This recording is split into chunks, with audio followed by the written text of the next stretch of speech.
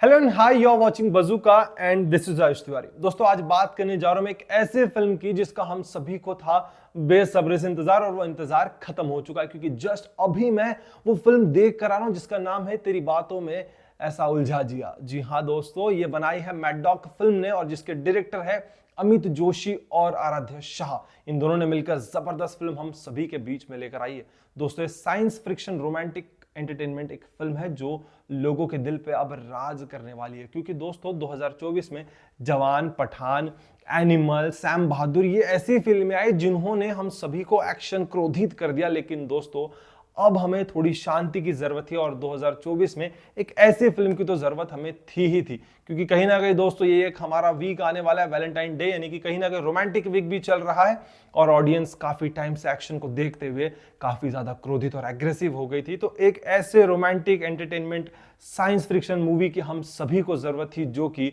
Mad dog films हम सभी के बीच में लेकर आ गया है।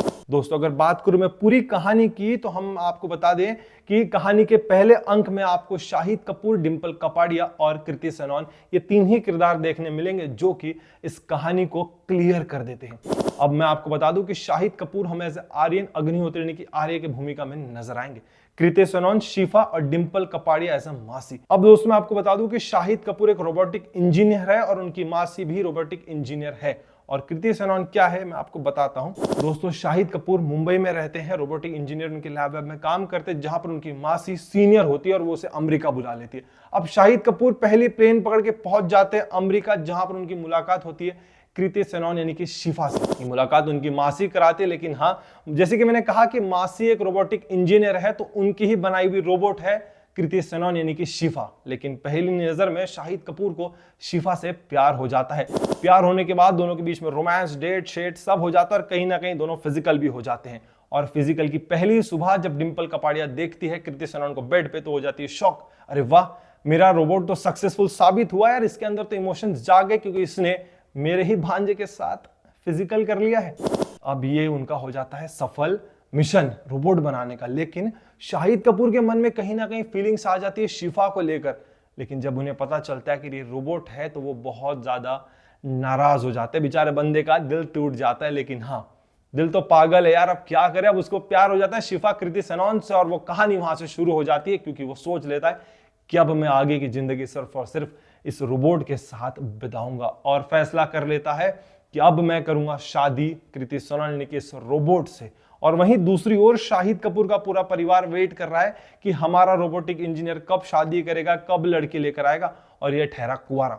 तभी शाहिद कपूर फोन करके कहता है कि मैं कर रहा हूं शादी और मैं आप सभी को मिलाऊंगा मेरी दुल्हनिया से, जिसका नाम है कृति सेनन, वो एक रोबोट है।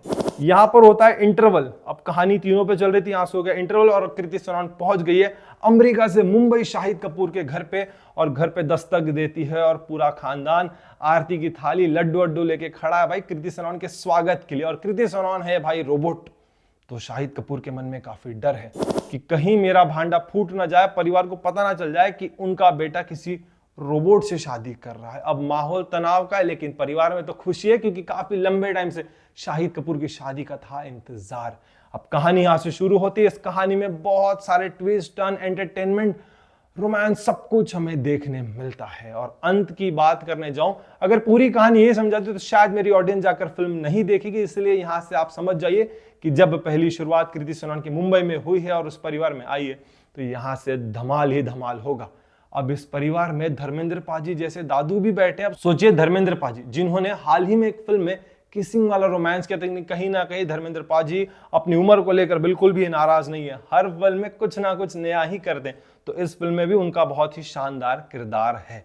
कहानी यहाँ से आगे बढ़ती है, परिवार में घुलने मिलने लगती है। लेकिन हाँ, ये भी पता चलता है कि यार इंसान हो या रोबोट, हर किसी के अंदर फीलिंग होना भाई बहुत जरूरी है। अगर आपके अंदर फीलिंग्स नहीं है ना, तो यार आप जी कर कोई मतलब नहीं है। पर शाहिद कपूर भूल जाते हैं कृति सेनन के प्यार में कि रोबोट है, इससे दुख, सुख, अच्छी भावना की फर्क नहीं होता है।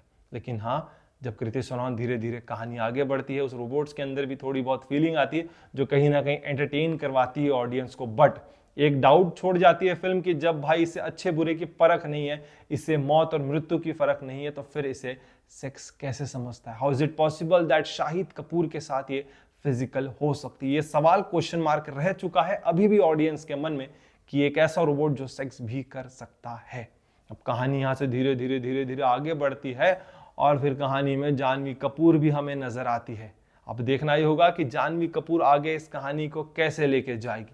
ये कहानी टू बी कंटिन्यूड करके लिखकर आती है कि अब आगे की कहानी अब हमको जानवी कपूर, शाहिद कपूर, कृति सनोन के साथ देखने मिलेगी। अब देखना होगा कि टू बी कंटिन्यूड पार्ट 2 में कौन से किरदार इसके साथ जुड़ेंगे, कहानी किस तरीके से लेके जाएगी, ये रोबोट कहां बदलेगा, किस तरीके से फीलिंग लेकर आएगा, ये सारे सवाल छोड़कर ये फिल्म खत्म हो जाती है। लेकिन हाँ, जब बात करूं मैं शाहिद कपूर की, तो शाहिद कपूर अपनी फिल्म में एक बात अक्सर हमें दे जाते हैं।